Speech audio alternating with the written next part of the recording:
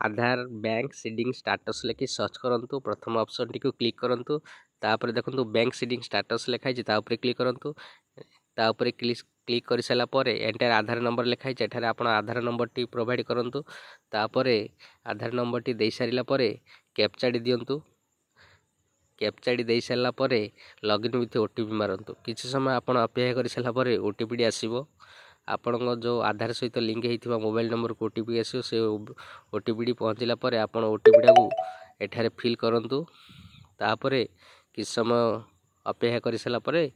OTP fill up कर सारा पर लॉगिन को क्लिक करंतु देखंतु लॉगिन क्लिक कर सारा पर पुणी आपण सामने एमती किछि इंटरफेस आसीबो